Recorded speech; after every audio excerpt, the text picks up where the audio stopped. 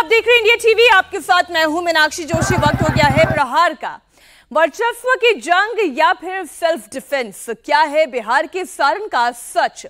रोहिणी बनाम रूडी, क्यों चली चुनाव में गोली? सारण सीट पर भले ही राजीव प्रताप रूडी और लालू यादव की बेटी रोहिणी आचार्य की किस्मत ईवीएम में लॉक हो गई हो, लेकिन लड़ाई अभी थमी नहीं है और अब तो राजपूत वर्सेस यादव गुट की जंग शुरू हो गई।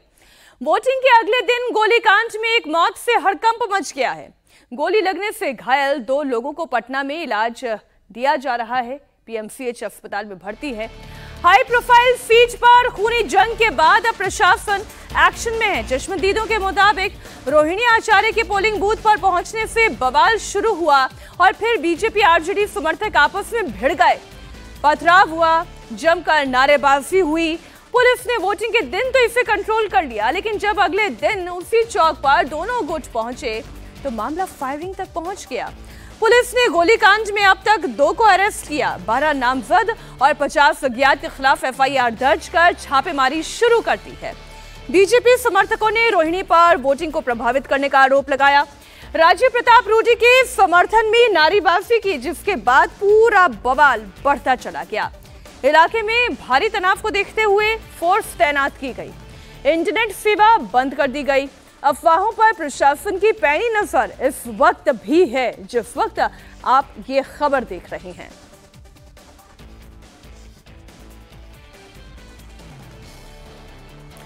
तो वोटिंग के दौरान आज जब आपने देखा वो तस्वीरें रोहिणी आचार्य पोलिंग बूथ पर क्या पहुंची कि उसके बाद आरजेडी के कार्यकर्ता और बीजेपी के समर्थक आपस में भिड़ गए।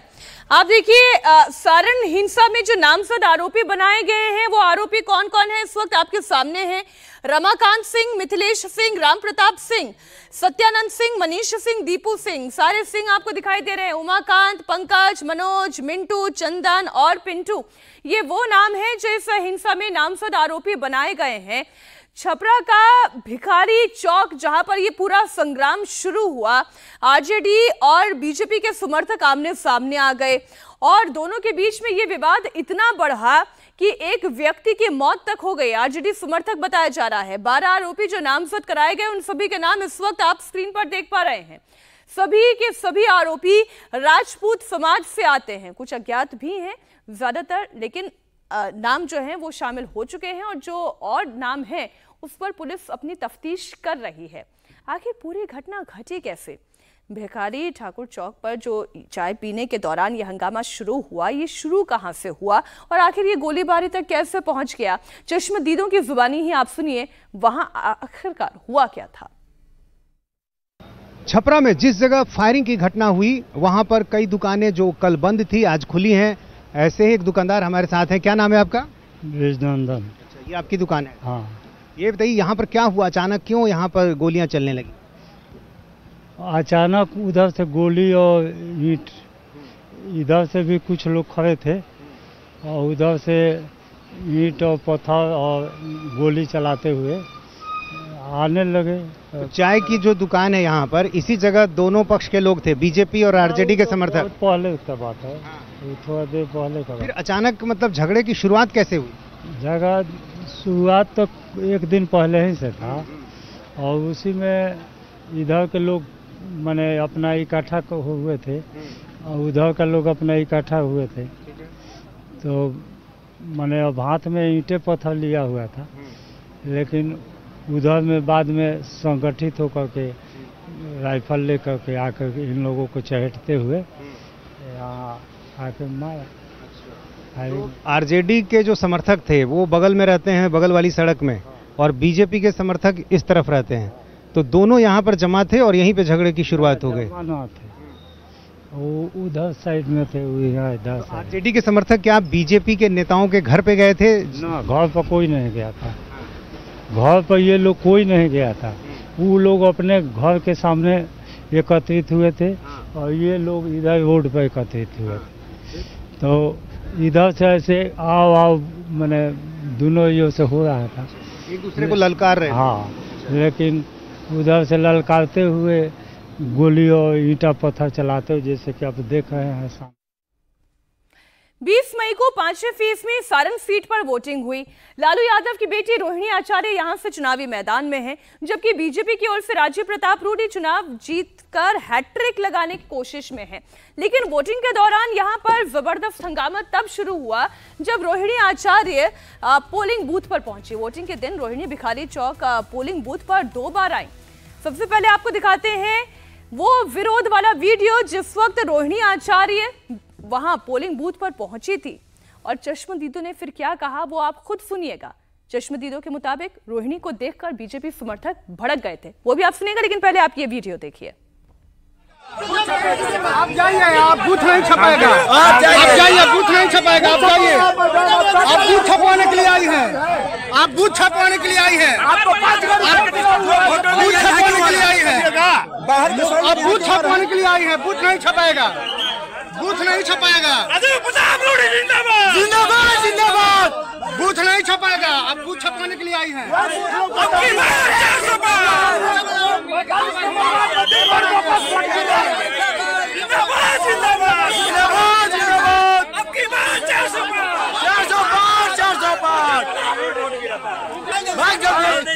जल्दी भाग, जल्दी भाग। ये जो कह रहे हैं बूथ नहीं छपाएगा, इसका मतलब ये कि बूथ यहां पर कैप्चर नहीं होगा, आप यहां से चले जाइए। छपरा में इस वक्त हालात कंट्रोल में है, भारी पुलिस जाब्ता तैनात है। पूरी घटना में थाना प्रभारी को लाइन हाजिर भी कर लिया गया है और अफवाहों पर नजर रखी जा रही है। घटनास्थल से हमारे संवाददाता नीतीश चंद्रा की ग्राउंड रिपोर्ट देखिए। छपरा में कल भिखारी चौक पर बीजेपी और आरजेडी के समर्थकों के बीच हुई फायरिंग की घटना में एक व्यक्ति की मौत के बाद आज दूसरे दिन भी यहां पर सन्नाटा पसरा हुआ है। काफी संख्या में पुलिस बल की तैनाती जारी है और कल जिस तरह से यहां पर काफी तनाव था, पुलिस फायरिंग में एक व्यक्ति की मौत हो गई, 2 घायल हो गए, उसके बाद से लगातार पुलिस कार्रवाई भी कर रही है। इस संबंध में एफआईआर दर्ज की गई है। 12 लोगों के खिलाफ नामजद और 50 के अज्ञात के खिलाफ एफआईआर दर्ज की गई है और पुलिस सीसीटीवी और अन्य साक्ष्यों के आधार पर कार्रवाई कर रही है। यहाँ ठीक इसी जगह जहाँ पर गोली चली थी वहाँ कई जो दुकानें कल बंद थीं, कुछ दुकानें आज यहाँ पर खुल गई हैं और स्थानीय जो दुकानदार हैं, लोग हैं, वो बता रहे हैं कि किस तरह से दोनों पक्ष के लोग आमने सामने आ गए थे। एक दूसरे को पहले ललकार रहे थे और इसके बाद दोनों आमने सामने आ गए, फायरिंग की नौबत आ गई और उसके बाद यहाँ पर ठीक इसी जगह पर 3 लोगों को गोली लगी, एक की मौत हो गई है, 2 का इलाज पटना में पीएमसीएच अस्पताल में चल रहा है। पुलिस तमाम तथ्यों को अभी देख रही है। जो स्थानीय थानाध्यक्ष हैं उनको लाइन हाजिर कर दिया गया है और इसके अलावा ये भी हिदायत दी गई है कि सोशल मीडिया पर किसी तरह के जो वीडियो है उसको पोस्ट ना किया जाए, कोई भड़काऊ बातें नहीं होनी चाहिए, अन्यथा कार्रवाई की जाएगी। और इसी को देखते हुए 2 दिनों तक इंटरनेट यहाँ बंद कर दिया गया है। फिलहाल अभी स्थिति शांतिपूर्ण है, लेकिन तनाव बना हुआ है। इस मामले में जो तमाम राजनीतिक दल इससे जुड़े हैं उनके बयान भी आ रहे हैं। पुलिस तमाम तथ्यों को देख रही है और पुलिस का ये कहना है कि जो बाकी लोग हैं जिनकी गिरफ्तारी नहीं हुई है, अभी तक सिर्फ 2 लोग गिरफ्तार हुए हैं, अन्य लोगों की गिरफ्तारी के लिए छापेमारी की जा रही है। सारण की घटना के बाद पुलिस एक्शन मोड में है। 2 की गिरफ्तारी हो चुकी है और 12 नामजद हैं। 50 अज्ञात के खिलाफ केस दर्ज करके छानबीन शुरू कर दी गई है। सारण के एसपी के मुताबिक सीसीटीवी फुटेज और चश्मदीदों के मुताबिक ही आगे की कार्रवाई जारी है। जरा बड़ी वॉल पे मैं आपको लेकर चलती हूं क्योंकि ये मामला बड़ा गंभीर हो गया है, क्योंकि इस पूरे मामले में थाना प्रभारी को लाइन हाजिर कर दिया गया है और जो भी इन्वेस्टिगेशन होगा उसी में ये क्लियर हो पाएगा कि आखिर मुख्य साजिशकर्ता कौन है और वाकई में एक साजिश के तहत किया गया या फिर ये हीट टॉक्स में उस हीट ऑफ द मोमेंट में ये पूरा कांड हो गया। इन्वेस्टिगेशन में जो क्लियर होगा उसके मुताबिक एक्शन लिया जाएगा। 3 लोगों को कुल गोली लगी है, 1 की मौत हुई है, 2 इस मामले में घायल हैं जिनका पीएमसीएच अस्पताल में इलाज जारी है। चुनावी रंजिश में पूरा गोलीकांड हुआ है। 2 दिन तक यहां पर इलाके में इंटरनेट सेवा को बंद रखने का आदेश दिया जा चुका है। भारी पुलिस बल की अभी भी इस इलाके में तैनाती है। एसटीटी परीक्षा पेपर को फिलहाल के लिए रद्द कर दिया गया है। हमारे साथ हैं सारण के एसपी। सर, ये बताइए कि अब तक जांच में मोटे तौर पर क्या बातें सामने आई? कल जो गोली चली उसकी वजह क्या थी, कैसे शुरुआत हुई? जो जांच में सामने आया है ये है कि यहाँ पे 2 व्यक्ति जो दोनों अलग अलग पक्ष के थे, परसों जो घटना हुई उसको लेकर इनके बीच में कुछ कहासुनी हुई होगी और उसके बाद जो है दोनों पक्षों ने अपने अपने साथियों को बुलाया और उसके बाद ये रोड़ेबाजी हुई और फिर एक पक्ष से गोलीबारी भी की गई। क्या कार्रवाई हुई अब तक? जी, इसमें नामजद 12 अभियुक्तों के विरुद्ध कांड दर्ज कराया गया है मृतक के परिजन के द्वारा, जिनमें से 2 की गिरफ्तारी अब तक की गई है। अब एक बात ये भी आई, बीजेपी के यहाँ जो सांसद हैं राजीव प्रताप रूडी, उन्होंने कहा कि आत्मरक्षार्थ में गोली चलानी पड़ी, तो उस समय ऐसी क्या परिस्थितियाँ थी? जी, ये निर्णय तो माननीय न्यायालय के द्वारा लिया जाएगा। पुलिस अपनी चार्जशीट दायर करेगी इन्वेस्टिगेशन फाइंडिंग्स के आधार पे, और अगला निर्णय माननीय न्यायालय द्वारा लिया जाएगा। अब ये पूरा मामला यादव वर्सेस राजपूत हो गया है। पीड़ित परिवार और यादव समाज के लोगों के मुताबिक प्लानिंग के तहत वारदात को अंजाम दिया गया। सोची समझी साजिश के मुताबिक यह अटैक किया गया है। छपरा में फायरिंग की घटना में जिन 3 लोगों को गोली लगी, उनमें से एक गुड्डू राय है, जिनका इलाज अभी पटना के पीएमसीएच अस्पताल में चल रहा है। गुड्डू के भाई हमारे साथ हैं। क्या नाम है आपका? कन्हैया यादव। कैसी तबीयत है अभी गुड्डू? तबीयत तो अभी है, आईसीयू में भर्ती है पटना पीएमसीएच में। 2 आमदी वहाँ पर अभी भर्ती है। अच्छा। इलाज चल रहे हैं वहाँ पे। उस दिन क्या हुआ? गुड्डू वहाँ पर क्या कर रहे थे? गुड्डू वहाँ पे गए थे दूध लेने के लिए। वो बच्चा को दूध लाना था, जो गोल्ड वाला दूध होता है ना, वही लाने गया था। सुबह के टाइम का, सुबह में दूध मिलता है गोल्ड वाला, तो गए थे लाने के लिए कि चाय वो बनेगा, बच्चा उच्चा पिएगा। उसी समय वहाँ पे फायरिंग चालू हो गया। 2-4 आमदी और थे वहाँ पे, उधर से आया लो, धाए धाए धाए धाए गोली चालू कर दिया। और उसी में बोल रहे लो कि ये हंगामा किया है लो जाकर। जो इधर से हंगामा करता तो इधर से इतना सामान लेकर जाता हंगामा करने के लिए। ये लोग आए थे लो अपना काम के लिए। भिखारी चौक के पास क्या आरजेडी के जो समर्थक थे वहाँ जमा थे? कितनी संख्या थी उनकी? नहीं, वहाँ 10 आमदी थे, ज्यादा नहीं थे, 10-15 आमदी थे। बाद में जब मालूम चला कि गोली चलने लगा तब इधर से लोग गया। और बीजेपी के समर्थक वो कहाँ थे? वे सब चौके पे आया था वहाँ टोटल। वो कम से कम 100-150 आमदी थे। 2 बार रोहिणी वहाँ पर आई थी? हाँ, 2 बार आई थी। पहली बार कब आई और क्यों आई? पहली बार आई, अपन घूम कर रुकी नहीं, अपन सब देखकर अपन आगे बढ़ गई।